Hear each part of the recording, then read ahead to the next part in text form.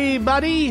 Hi, guys. Well, from beautiful Salt Lake City, Utah, It's Thank God I'm Atheist. the podcast. I'm Frank Feldman. And I'm Dan Beecher.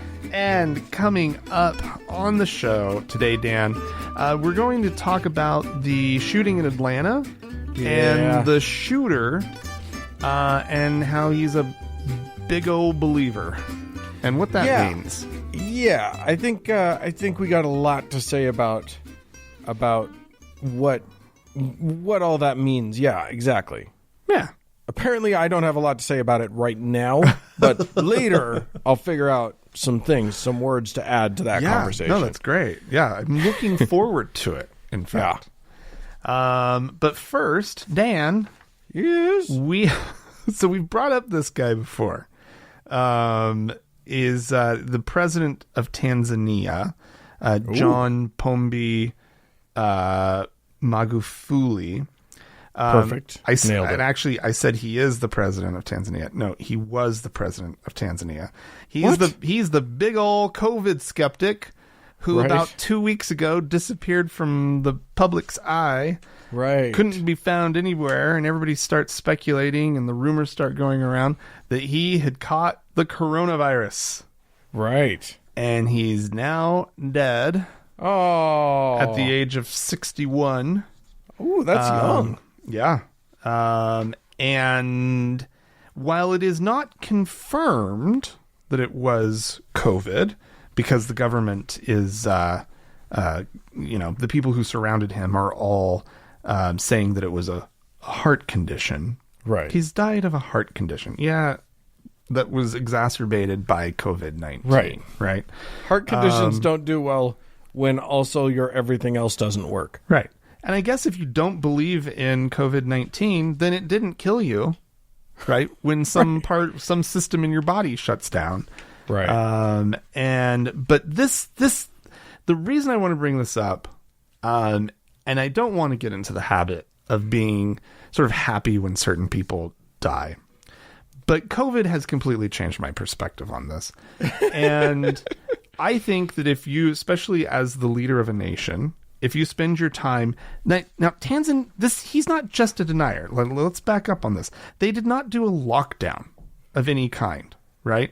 Right. And he's such of a skeptic because if you want, so you don't want to do a lockdown because you don't want to harm your economy. Okay, it's kind of an amoral stance to take, but you could make that argument. You're at least admitting the bullshit you're admitting stance what you're you're taking. doing. Right, you're saying I'm going to trade lives for money, and exactly that's my intention. Right, but when you add on to it the fact that he had made fun of the Tanzania's coronavirus testing facilities, saying that he had secretly sent samples of papaya and goat, and that they'd come out positive for the virus, which. I mean, who knows? Maybe they did. Maybe they were. I don't know. But highly unlikely that he actually did that. Right. Hello. Because he also never provided proof of his claim. Because why do you need proof? And that he used this as a warning, of course, to others that the results that people were getting were probably just false positives. Right? I mean, basically, you're probably a papaya. He also is responsible for the fact that the country stopped giving out coronavirus figures in May of last year. Right. So their official tally is that 509 people have contracted the virus, and 29 people have died. That's still their official number. This is what Trump was talking about. If you don't do the tests, then you don't have the numbers, and you're winning. Yeah. And so I bring it up. Like, when I saw this headline, I was just like, good. Yeah. Fucking good. It's about time. They got... I'm jealous, right? Tanzania got what we were deprived. Because Trump should have died. The ironic death of their horrible leader. Yeah, exactly. Yeah, we needed that. It's true. All right. Oh, what a boon that would have been. Oh, man, we've become dark people. It's fine. It's amazing what a year of isolation will do. Yeah.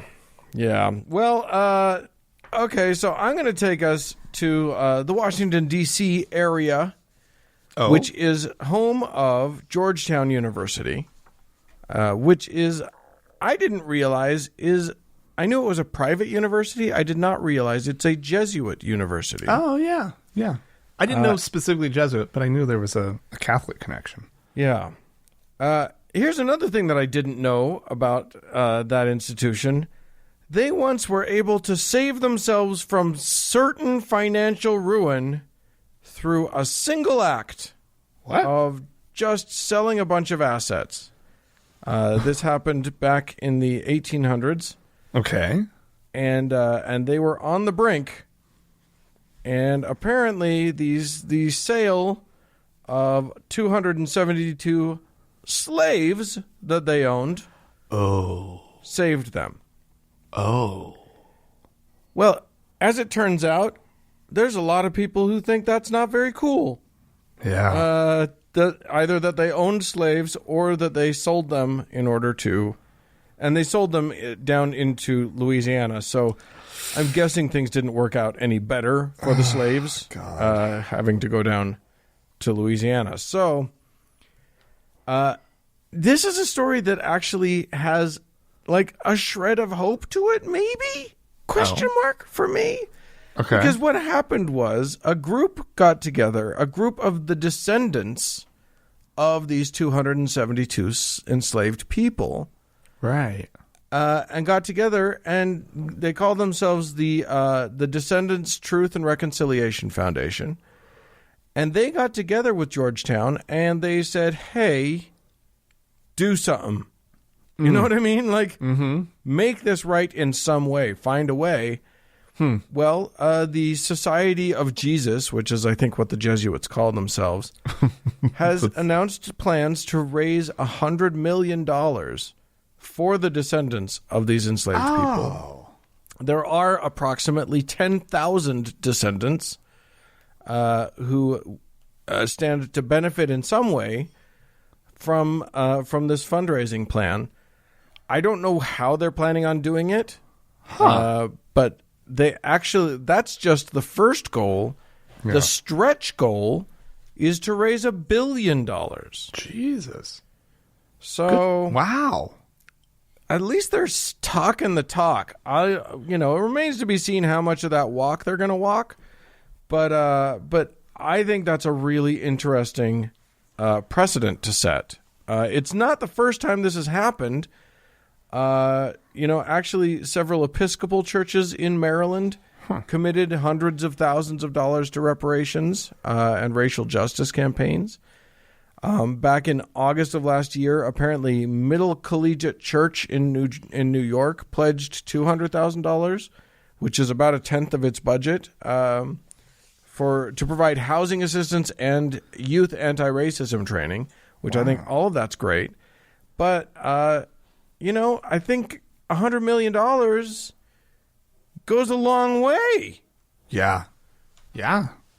That's remarkable. So it's an interesting, church does something wrong, raise money to fix it.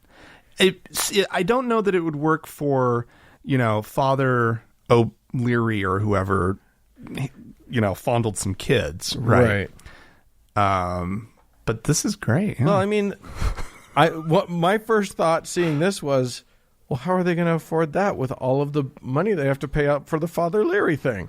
For the Father O'Leary, like every diocese, every Catholic organization on the planet is just hemorrhaging money because of scandals with pedophilia. But apparently apparently they feel confident they can raise money for other scandals as well. Everybody help us out. Father O'Leary touched another one. Right? Give extra on the collection plate this week. It's a weird thing, but it would work. I love the idea that they're even talking about it. So I think it's astounding. I was looking for something funny, and there really wasn't anything. That's Yeah, why it's kind of just good. it's just good. Yeah. Yeah. That's awesome. Wow. So Well, there you go. Dan. Yeah. Oh, God.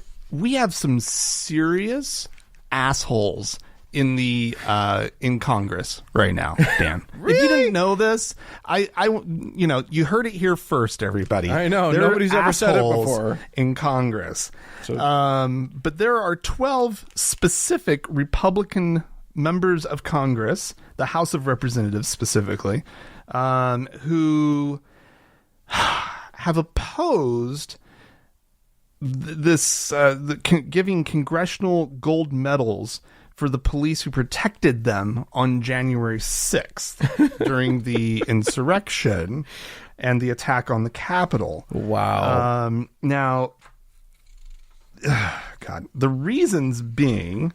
and of course they've got good reasons. Thank God. I'm so glad that you're about to tell me about the good reasons that they have for opposing this. Because at first I was going to think, wow, they're being just dicks. But I'm glad that there are reasons. So good. Hit me. No, they're really well thought out reasons. Sure. For one, so this is... Let me list who these people are first. I actually want to name their names. There are, like I said, 12 of them. There's Andy Biggs of Arizona, Thomas Massey of Kentucky, Andy Harris of Maryland, Lance Gooden of Texas, Matt Gaetz of Florida. Oh, he's a peach. Marjorie Taylor Greene. Of course she would be in there. Louis Gomer or whatever, from Texas. Michael Cloud, Texas. Andrew S. Clyde, Georgia. Greg Stubbe, maybe, Florida. Bob Good from Virginia, and John Rose from Tennessee. So if I feel for you. If this, I may have missed it. Shit. Were any of those above the Mason-Dixon line? No. There was an Arizona though. Well, that's still, yeah. Yeah, but not in the same sort of historical context of true the rest of those places. But, I mean, it's no surprise that the vast majority of them are Southerners. Anyway, Go on with what you're saying. They have good reasons. Let's do it. Good reasons. So they what they're objecting to is the use of the term insurrectionists in the resolution. Oh, yes. And this is Gates. He says why aren't they just using the correct word, which is patriots? He says we had to combine it with these editorial comments about the January 6th sequence of events, and then we had to log roll it with this exhibit at the Smithsonian, and that was a little much for me. Others in the group object to the word temple in the resolution.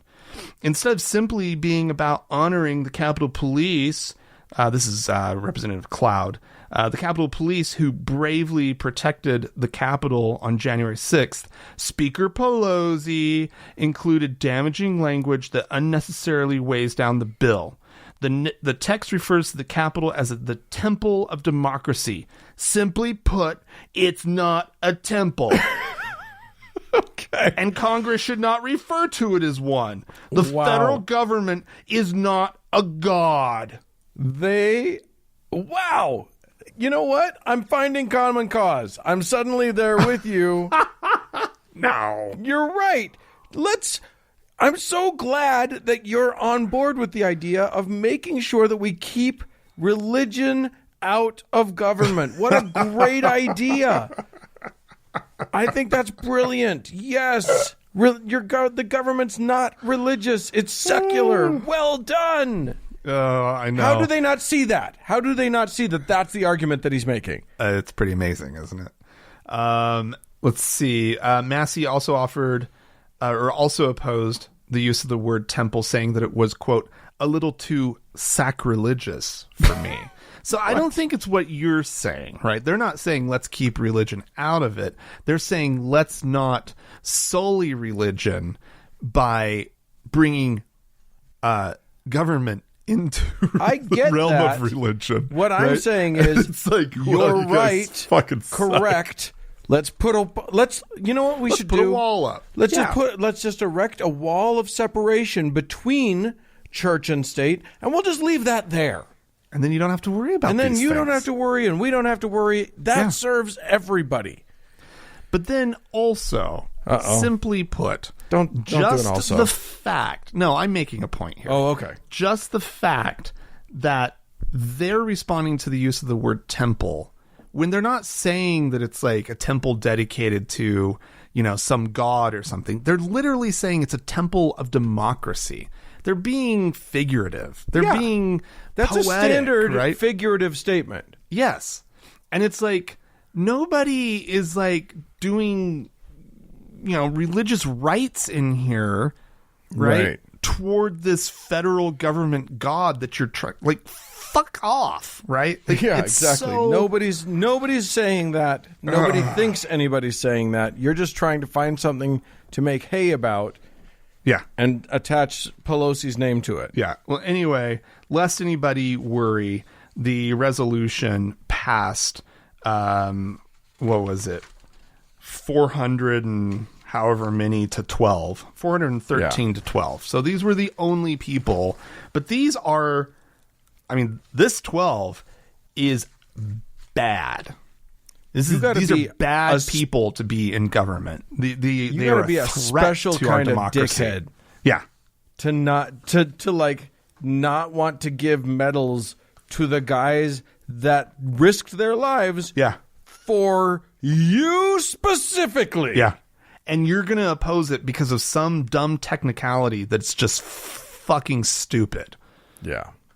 It's ugh. Yeah. Pretty Anyway. gross. Yep. You can actually say all of those things and still vote for it.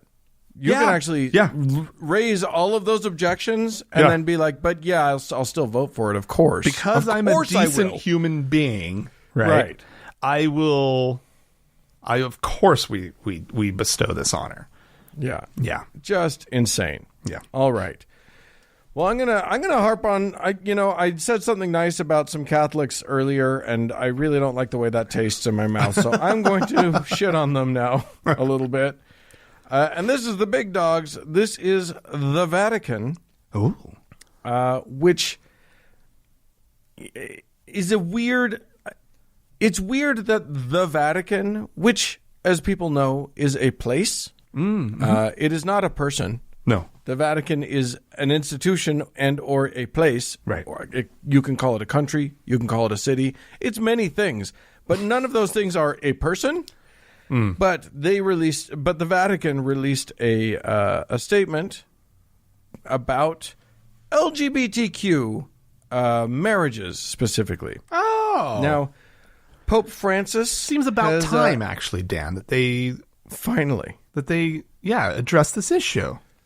Well, they've actually had a lot of they've had a sort of task force working on this issue. Oh, really? They've had which has had a lot of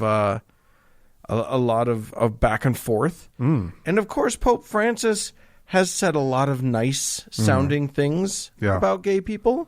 Right. And has sort of tried to soften the church's the church's stance. So what was one of the questions that was being asked of the church is, look, you don't want to marry gay people, okay, but could you bless their union? Oh, okay. All right. Now, that's a different thing. That doesn't necessarily mean that it's about being okay with gay marriage or whatever. It's just there's two people. They, for whatever reason, still care what the fucking Catholic Church thinks of them, even though they're gay. And they just want a blessing. Well, the Vatican has come out with their statement. No. They are decidedly not going to bless gay unions. I am shocked. Shocking. I cannot believe this. Right? I should have prepared you better. Are you sitting down? Such Everyone, a progressive are you all organization. okay? We were all expecting it to go the other direction. How could this have happened? Right. Yeah. So apparently, the Vatican has said that, quote, since blessings on persons are in a relationship with the sacraments. That is, the blessings are in a relationship with the sacraments. The blessing of homosexual unions cannot be considered licit. It's not licit. No, it's illicit. They said that to bless a same-sex couple would, quote, constitute a certain imitation or analog of the nuptial blessing. And that's just not acceptable. Well, so not. there were some bishops, some priests that heartily disagreed with this. Oh, really? One Belgian bishop lashed out at the Catholic Church. Really? Said he felt shame for his church. He was shocked. Yeah. I think he was part of the Vatican, the 2015 Synod on Marriage and Family. Oh, okay. So he was in the room trying to make good things happen in the church. And he was not able to make that happen. So, God. So if you feel bad, all of you gay Catholics listening to this program, just understand that some dude in Belgium wants to apologize. So that's nice. Well, I mean, the Bishop of Antwerp. Nice. Oh, Antwerp. Antwerp's a nice town. Oh yeah. I hear it's beautiful there. All right, Dan. Yeah. I'm going to bring us back to our lovely Deseret, or Utah. Here in Utah. Land of the honeybee. Yes, where the Church of Jesus Christ of Latter-day Saints. Oh, I thought you always cue in with the Mormons. Sorry, the Mormon. I was late. I apologize. I don't know what I was thinking. You guys know where that's from, right? You guys know, many of our listeners probably don't remember the television commercials that were kind of ubiquitous for a while. Yeah. That was like, this message is from the Church of Jesus Christ of Latter-day Saints, the Mormons.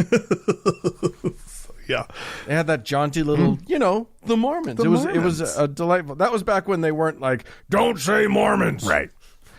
They're mad about it now. So, if any of our listeners have been in downtown Salt Lake City recently, you might have noticed that the famous actually Salt Lake City Temple is undergoing renovation and for like seismic upgrades and whatnot. Like they've dug an amazing pit around this 1890s building, whatever it is. Well, and they dug out from under it. And they are retrofitting it. It's going to be like floating in case of an earthquake or whatever. It's where I want to be if there's an earthquake now. Well, and that actually brings up a good point, which is that the temple is closed to visitors.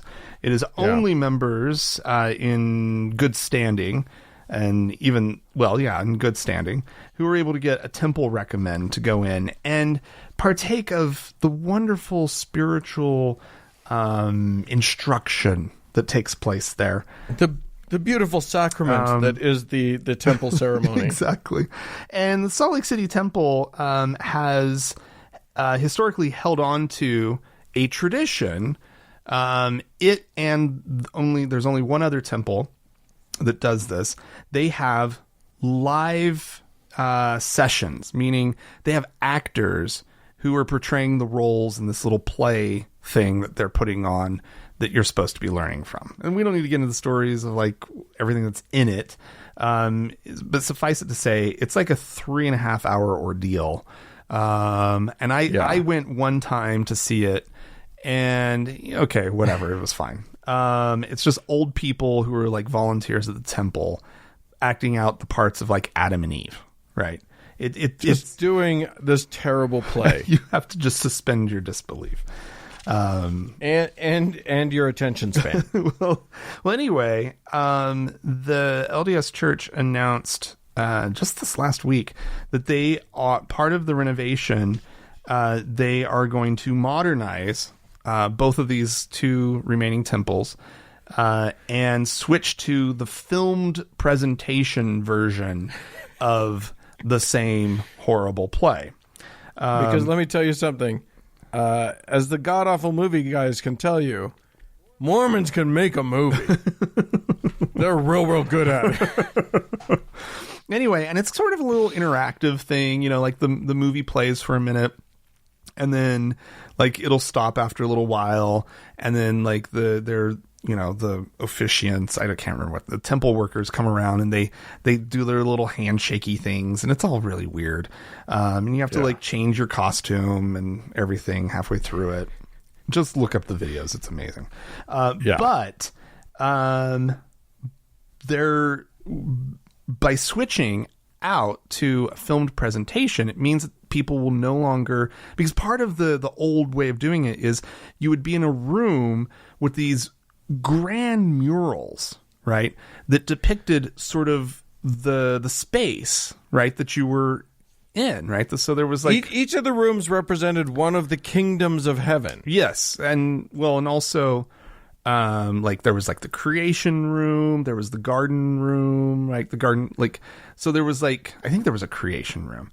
That I might be conflating a couple things, but there was definitely like a garden room. And so it was like, there were like all these animals, like the Garden of Eden was painted all around you and everything, right? Right. And I'm sure in the 1890s, this was a great innovation, right? That it was like, oh, wow, we get to see, our imaginations can run forth, But nonetheless, they're not going to be getting up and moving around anymore to all of these rooms with these old murals. And so they'll just go in and you watch the whole presentation in one room. So instead of preserving all the murals and going and doing it in the garden room, you will, or whichever of the other rooms, they have decided just to strip the walls of these murals from the 1890s that they have painstakingly kept up and maintained for 130 years. And they're, like, okay, so it's behind locked doors and the public can't go see these things, but they're still important cultural artifacts. And the church... And hundreds of people would go through and see them every day. Yeah. And the church, in just sort of their grand, like, boring fashion, would just rather have the walls painted some shade of beige. I'm pretty sure that the new Mormon aesthetic, and Mormonism has always had something of this, but they've moved even deeper into this in recent years. Their entire aesthetic is that interesting is a little too spicy for them. Yeah. And they make this argument, and it's not made in this article, but like it's this thing where they don't want you to be distracted from, or their argument is that they don't want you to be distracted from what's important, right? So their chapels are just bland and boring because they want you focused on Jesus, right? Not the architecture. Yeah, right. Because trust me, nothing makes you focus on Jesus more than just your eyes glazing over and crossing, and you're like, nobody's focused on Jesus. Yeah. At least when you go into a beautiful Catholic cathedral, you walk into Notre Dame, you notice Jesus. Yeah. Like you're thinking about Jesus. No kidding. And what's great about a space like that is that because it is beautiful, right? Anybody can appreciate it and go and have a meaningful experience wandering around and looking at the art or looking at the sculpture or just the architecture or the stained glass windows or whatever, right? I love going to see big, beautiful old cathedrals, right? I love it. And I don't believe in Jesus. Even cool new cathedrals, you see an amazing modern building. Yes. There can be something stunning about that. Agreed. And awe-inspiring. Yeah. Well, Mormons apparently are allergic to awe, so I'm very glad that they're getting rid of the murals. It might accidentally inspire someone. I know. And they clearly at one time cared about these things, right? Yeah. The things that we're talking about here, about cathedrals. I mean, the Salt Lake Temple, there's a reason that tourists come to look at that temple, right? It's an interesting building. I wouldn't say it's a beautiful building, but it's an interesting building that you don't typically. I kind of like it. I think it's a cool building. I don't think it's all that great, but I like the other Pioneer era temples. I think like Manti and St. George, and like what's Logan. Those are really cool old buildings. Yeah. And you see old Mormon chapels around town that somehow have survived the wrecking ball because they love just to tear them down and put up one of their Motel 6 styled ones, right? Yeah. Like. And yes, by the way, European listeners, we know that our version of old is not actually old. Old for us. Give us a break. We're a new country. Pioneer era, though. Yeah, we're talking 18 or close 50s, thereafter. 18. Like even like the early 1900 chapels. Yep. And they have no appreciation for it. They have to be forced into saving these old buildings. No, I mean, as anyone who's studied Mormon history knows, they're not overly fond of their history. There's a lot of negative sides to their history, so I can see maybe why they associate their buildings with that. There's something interesting there, actually. That's an interesting thought. Yeah. Anywho, that's very interesting. I am now going to talk about evangelical Christians here in these United States. And a very interesting study that came out recently, just published in the Journal for the Scientific Study of Religion, which is a journal I'm surprised I don't take. I feel like you and I should probably have a subscription to that journal. But anyway, this paper is titled, do I want to say the title? Yeah, here's the title. Linking evangelical subculture and phallically insecure masculinity using Google searches for male enhancement. Literally, what they've done is linked. They've controlled for a whole bunch of other possible links, and they've linked areas of the country with the number of evangelicals in that area and the number of Google searches for how to make your penis bigger. What? And apparently it lines up pretty solidly. There is a statistically significant lineup there, a correlation. Now, we all know that correlation is not causation. Fair. But the authors of this paper theorize that there is some sort of there is some sort of emphasis within the evangelical community on hypermasculinity, on big size, on manly men, and somehow this. I mean, so the findings say there's important insight beyond the potential psychic damage that could be associated with subcultural views that equate masculine worth with physical size and strength, either centering on or symbolized by the penis. Wow. I mean, just wow. I'm speechless. I'm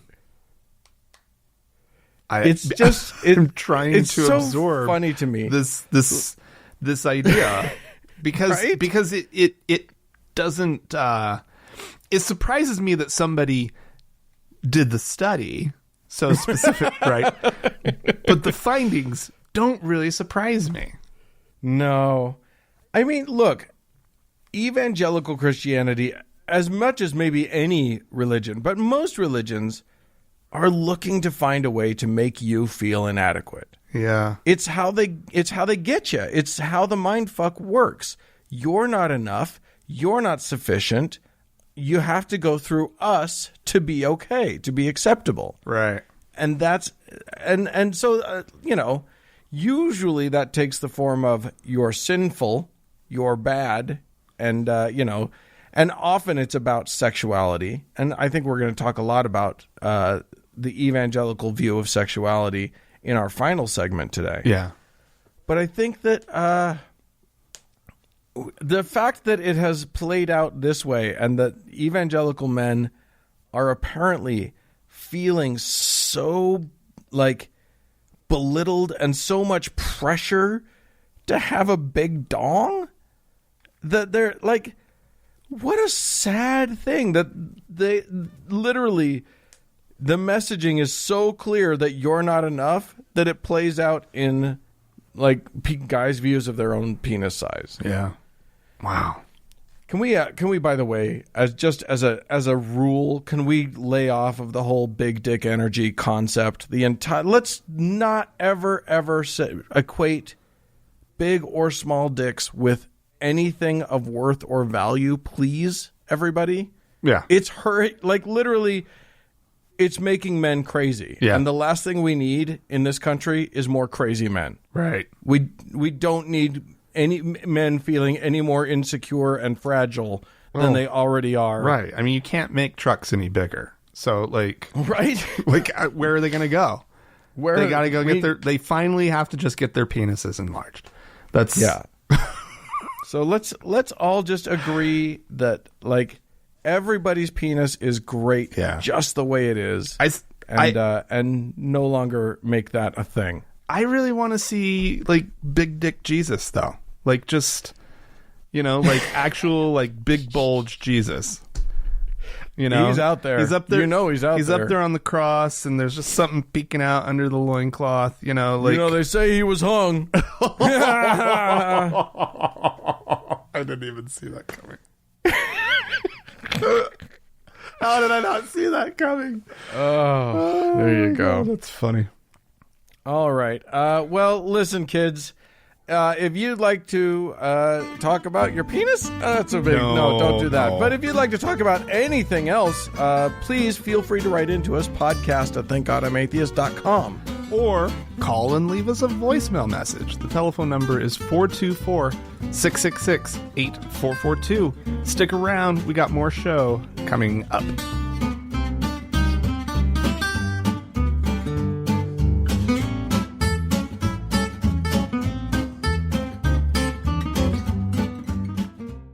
Dan.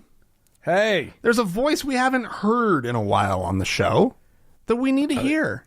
Well, yeah. Because it's a wonderful voice. I think we may have played him almost exactly a year ago. Because early pandemic. If you'll recall, this is 1 year. We're about at the 1 year mark when the United States started to lock the fuck down and everybody was talking about this pandemic. Right. And boy, did E.W. Jackson just know that he was going to be okay. Right. He had some shit to say about that. And we're going to play the shit that he had to say about that right now. By the way, thanks to Hemant Mehta over the Friendly Atheist who put these two clips together. And now he has something different to say from this week. So we'll just do a little compare and contrast and see what we think about it. I don't have the coronavirus. I'm not going to get the coronavirus. I'm not going to give anybody the coronavirus because I can't get it because I've talked to God about it and I've taken my vaccine and my vaccine is Psalm 91. I am free from that mess. Amen. Amen. And I declare you can be free from it too. And now the recent clip. Now, who knows? Every now and then you might get hit too. But you don't stay hit. Yeah, I had COVID, but I still tell you what, I didn't stay sick. You're looking at me right now. I'm doing just fine. I hear about all the lingering problems and symptoms. I didn't have any. Didn't have to go to the hospital. Didn't have to have a ventilator. And I'm 69 years old. It's because I believe in the healing power of God. Oh, God. That healing power of God, isn't that amazing? It's it is amazing. It's powerful. I really think he might have missed a bit of a trick there because he said before the thing he can't get it. But fine. Well, at least he didn't die. He didn't die, and he didn't go on a ventilator. So oh God, so I guess that Psalm 91 worked after all, right? So he was like the vast majority of people who get COVID-19, right? And clearly a huge number of the people in this country who still cannot grasp the concept that it was never about you just getting the light version of it. It was, and I should put that in quotes, the light version, because a lot of people who didn't wind up in the hospital still were very sick. And he may have still been are very getting very sick, right? But nonetheless, that was never the point. The point was to stop the spread. Keep people from dying. Like, I was thinking about this earlier this week, Dan, which is this number of people, and I haven't been keeping track of it, but it's well over 500,000 people. And I was like, you know what? Like, I am going to have, because I was thinking about going back to normal, right? Oh, isn't it going to be great? We're going to be able to go out and be out in public and everything. And I'm like, yeah, but then I have to be around all those people that I'm going to have a really hard time forgiving. Because though it is their reaction, right, that led to over 500,000 people dying. Yeah. There were going to be a lot of people no matter what, but it didn't have to be over 500,000 people. Yeah. And I have to do some work here because I have to figure out how to live in this country with these people. I know. Well, I mean, the good news is, and maybe this isn't good news, you won't know who they are for the most part. Every time I drive down to Utah County, I know who they are. Well, that's true, but everyone in Utah County I already hate anyway, so that doesn't matter at all. Yeah, okay, fair enough. But what, and by the way, everybody, if you meet me and Frank and you disagree with us on masks, don't tell us. That's the advice. If you thought that the whole thing with COVID was bullshit, and I'm guessing you don't because you listen to us. Right. But if that happens to be your stance, yeah, it's really a good idea not to tell us about that. Anywho, hey, some folks decided to call into us. We had a bit of a snafu with the email recently. God. So if you sent something important to us, and you probably we're did. working on sorting it out. I am so sorry. But our email provider decided to play at some crazy shenanigans. Yeah. So we're working on transporting our stuff to a different email provider. Yeah. But for right now, shenanigans continue, and we're still in a bit of a quagmire, so bear with us. Yeah. All right. So, but we did get some voicemails. Yes, indeed. So we want to play a couple of those. This first one is from Jesse. And Dan, do you remember this character Korihor from the Book of Mormon? Oh, yeah. Yeah. Okay. Well, Jesse's got a question about that. Hi, Frank and Dan. It's Jesse from Denver. I am soon to be Jesse of Grand Junction, so cross your fingers for me.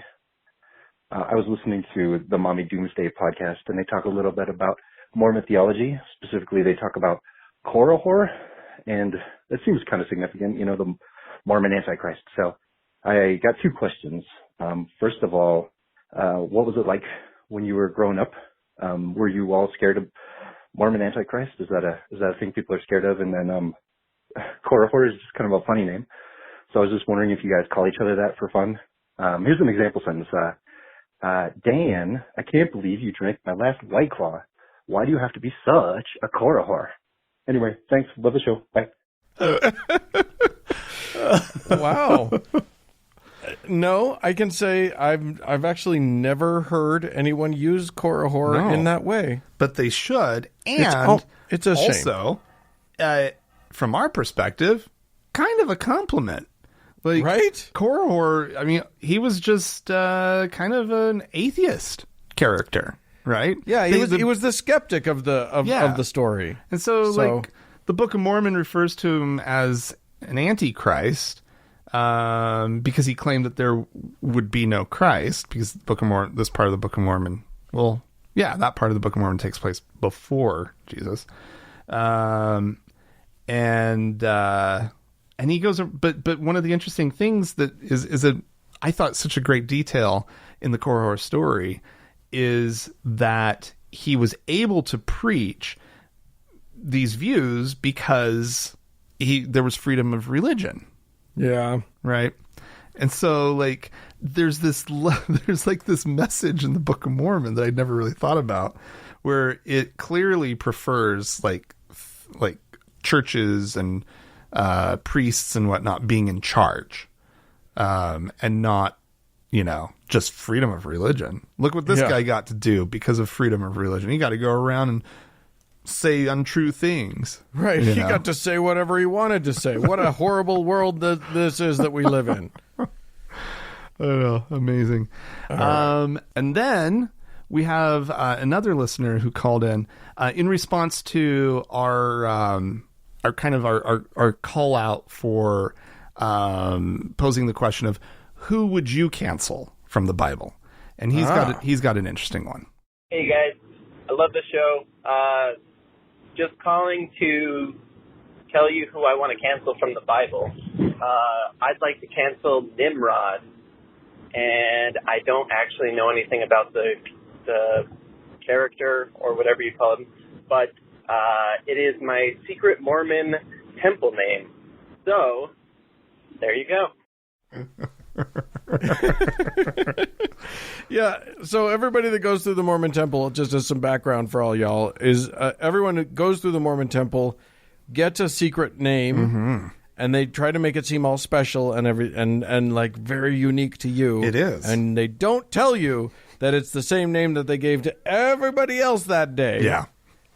But they're mostly biblical. Some of them are Book of Mormon names. Well, for the women in particular, they're just pulling anything because there aren't enough names in the Book of Mormon right. and the Bible of women, right? And so, so some of them are kind of early pioneer cultural, right? Like there's no Emma in the Bible or Book of Mormon, right? And I know that's one of them. Oh yeah, so, there you go. But named after Joseph Smith's wife there. Exactly. So, yeah, Nimrod, I don't know that story either. Yeah. But it's a very funny thing. And, I think that I'm going to do... But what a great... You're sitting there, you're like, I'm getting my new name. This is so exciting. This is the name by which I will be called forth on the morning of the first resurrection. Yeah. In heaven, this is how I'm going to be known. Your new name is... Nimrod. Can I get another one? Could I come? Okay, tomorrow? Now your new name is Poindexter. Yeah, Nimrod. I love it. Okay, so I'm going to do our listener a favor. Okay, and by using the holy Melchizedek priesthood, which I've never held, I erase the name Nimrod from your eternity and replace it with Korihor. Your new temple name is Korihor. Go forth and be fruitful and multiply. Or don't. Don't do that, actually. Or do whatever you want. Anyway, there you go. Do we have some people to thank? We do indeed, Dan. We actually have 3 new patrons this week that we need to thank. And these are people who went to thankgodimatheist.com and clicked on the support tab and then presumably signed up on Patreon. So we have 2 new deacons. We have Steve and Beatrice. So thank you so much to the both of you. Thank you. Yeah, amazing. And we have a new teacher by the name of Crystal. And so thank Crystal. you to you. These 3 now get to pass the sacrament and set up the sacrament. They're gonna have a good time. They hold the holy priesthood that you and I held when we were 12. It's very important stuff, you guys. And there. So that, first of all, you've got that kind of magic going for you. Yeah. Why do I get I do get a little bit of extra pleasure every time we pretend to give the priesthood to a woman. I know. Every time, it just feels extra good. Delightful. So yay! Well, and as always, Dan, we have to thank our top donor, Dan, and we got a new one recently. This is oh my God! This is our Lord and Savior, hallowed be His name, Austin.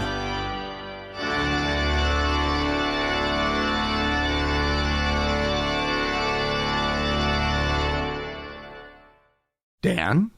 Yes. Dan. Hello. Hi. Hello. Something horrible happened this week. In this country? In this country. Never. We never get bad things happening in the best of all possible countries. Yeah. And I'm sure everybody has heard about what happened in Atlanta with the... But if you haven't, just the briefest of recaps, a very young man, shocking to learn that he was a young white man, went into a series of massage parlors or spas and murdered people. Right. Just murdered a bunch of people. Yeah. Mostly Asian women. Yeah. Eight people were killed. 6 were Asian. Yeah. So there's the side of it that is responding to the rise in Asian hate in this country at the moment, and that I don't like. They haven't really gotten to his motives yet. Right. But we can't speak to his motives. But boy, the way that it's rocked the Asian community is just really awful. And it thanks to fuckstick last president, like literally all of the Asian community has been taking it on the chin for over a year, just because he wants to paint the pandemic as Kung flu and the China virus and all of this stuff. Yeah. And then all of his followers decided that means that every Asian person that they encounter should probably be harassed. Yeah, I mean, it definitely turned up the dial. It's not like America's been a great place to Asian Americans. I mean, the racism existed before. Right. You're right. There's a problematic history, but nonetheless, that's not really what we want to talk about. We want to talk about this young man's 21-year-old, I believe he is. Something like that. The shooter. And what's sort of coming out now about what a religious nut job he is. Or at very least what we know is a very religious upbringing. He himself proclaimed himself to be very religious, very into his Baptist beliefs. Well, but the thing, he's already on record for, his motivation, like what his stated motivation, which is he claims to be like a sex addict who sees these massage parlors, which, there are a lot of quote unquote massage parlors out there. And he sees them as temptations, right? For to go and have sex at these. Right. Because a lot of the truth is that a lot of massage parlors, and these ones, I'm guessing he probably has been to them and had sex. Probably. A lot of them are kind of fronts for sex work. Exactly. Because So here's the thing. What we've got is a kid who has been told his whole life that his own sexuality and his drive to have sex is abhorrent. Right. His sexual urges are an affront to his God and are evil. And the problem, and look, I sympathize with young guys who feel sexually frustrated. It sounds to me like he had this venue where he could at least get some sort of relief from that frustration. It sounds like he was going to these places. We don't know that, but I'm guessing that's the case. It would seem to follow. Yeah.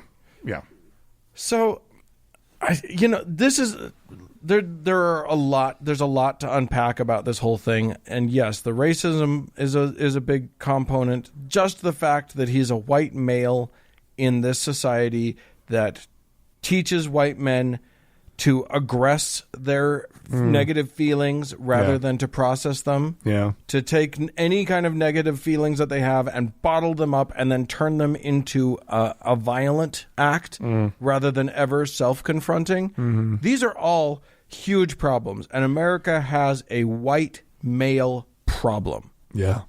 I think white men are a fucking issue in this country, and we're not dealing with it.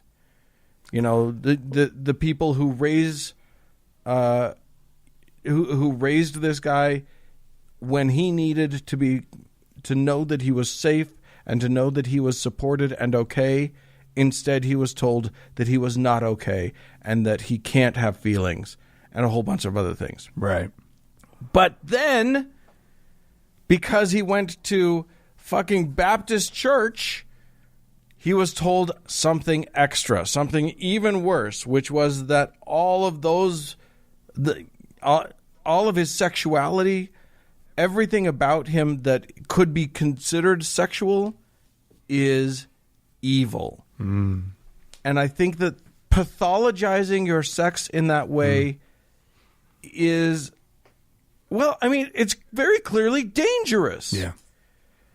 And this is, and this seems like a very obvious potential outcome of that kind of evangelical, and people are going to hate that I'm going to use this term, but toxic masculinity. This sense that, you know, the evangelicals basically teach, and, you know, I'm going to borrow from Chrissy Stroop, who wrote for Religion Dispatches here, who grew up in evangelicalism and actually knows quite a bit about it, who was talking about sort of the flip side of secular rape culture, which is religious purity culture. Mm. And that religious purity culture teaches boys that they are essentially lust monsters. Wow. And teaches girls on the other side that it's their responsibility to not enrage that lust monster by showing a shoulder or an ankle, or, you know, by accidentally having sexual feelings of their own, or, you know, it's somehow this horrible monster lives in the men, and the need to tame that, the responsibility for the actions of that monster, lives in the women. It makes sex terrifying. It casts it in this just absolutely horrible light, right? Sex and sexuality, 100%. right? Like, it's just... It's, yeah, so literally. Fucking and, gross. You know, and then, you know, these guys pathologize everything, so they have to hide any part of themselves that's sexual, so it goes underground. So they go and they look at a lot of porn. Yeah. And then, and by the way, studies have shown that, you know, religious men, especially evangelical men, are more likely to self-diagnose as sex addicted, which this kid claimed to be, or pornography addicted. Right. When they're not. They're just so desperately repressed that they don't know what to think about their own feelings. They don't process their own feelings. It's just buried, and it just becomes this evil sort of magma temperature core that they don't know what to do with. Right. Oh, and then you have a neighbor who describes the shooter's family. They came across as a good Christian family. They used to go to church on a regular basis, and I've never seen anything bad out of them because they were good Christians. Did you Christians. see his facial hair? What about that? Ooh, that's not good enough for you? Fuck. Don't look it up. It's not good. Yeah. You know, I mean, it's... that's all it also takes, right? To be a good person. Right. You just put on a show. Yeah. You go to church and you get all this horrible things, you know, told to you about you and who you are and your motivations and how you're not good enough, you're evil, and the Lord is watching everything you do and judging everything you do. So yeah, if you slip up, if you feel that you really need to have sex and you go to a massage parlor and pay for that sex, you're so bad that it would be better. Like, this kid was clearly so addled in his brain about this concept that it seemed a better idea for him to go and shoot other people to make this problem their problem, not his problem. Right. That made more sense than just, maybe go to a therapist, maybe go to a whatever, or do some work on yourself. No, you can't do work on yourself. You gotta, this is the nightmare. The nightmare is, this kid going and murdering a bunch of people is a nightmare, but the real nightmare is what is underneath it, what's causing it, what's causing an epidemic problem throughout the country. Yeah. Well, imagine the numbers of people who have enough of a compass to know that they can't go do this, but are suffering as this kid was suffering. Right. Yeah. Look, on a much smaller scale, I was that kid. You know what I mean? Like, I was so messed up about sex as a kid. I would go out and, I would have some sort of sexual encounter with a girl, not even like sort of the full penetrative sex thing, but I would touch somebody's boobs or something, and that could have just been a fun, playful, enjoyable moment for me. Yeah. Learning about my sexuality, learning about women, just exploring. Yeah. And instead, it was torturous, and I would rack myself about it and spend the next several weeks praying to God, begging for forgiveness, knowing that I was a shit human being. And then the real icing on the cake is that then I was awful to the woman, to the girl, because I would be like, we can never do this again. And I would put my fucking guilt. I never blamed the girl, so at least I can say I didn't go that far. But I would pour my guilt all over her about my own actions. And so, it's not like that's a pleasant thing to have happen. I was awful. It was a nightmare. And it took me decades to extract it. And there's still shit in me from this religious because high pressure, sex is evil type religious upbringing is poison that works its way into every part of your psyche. Yeah, that's true. And you had the added benefit of being gay. So, like, what a fucking mind fuck it is then. Well, thanks for reminding me of it. Well, I mean, no, you I live it. I live it gay? every day. No, thank for reminding me of the mind fuckery of the whole thing. Like the years of agony, Yeah. Yeah. Yeah.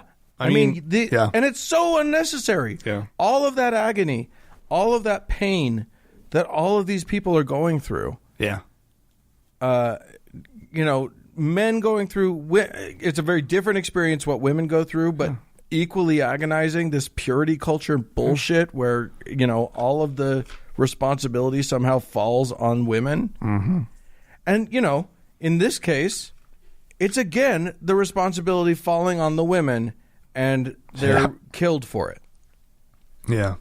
I think it is such an ugly, stupid, unnecessary thing that is basically just religion's fault. I mean, yeah, you hit the nail on the head, I think. Like, I mean, I think that I don't even know that we need to say much more, right? Like that's the point. That is what went wrong. That's what led to this. Yeah. And I'm sure that you can that as more details come out, there might be some hatred toward Asian Americans worked in there. Yeah. Or Asians in general. There might be any number of other things. And who knows, we could be entirely wrong about this guy and still not be wrong about the conclusion. There you go. Yep. Because the fact of the matter is that this is happening all over the place, regardless of this guy. Yep. This is just like, one instance where it went as horribly awry as it could possibly go. Yeah. So, well, on that note, have a good rest of your day or night, guys.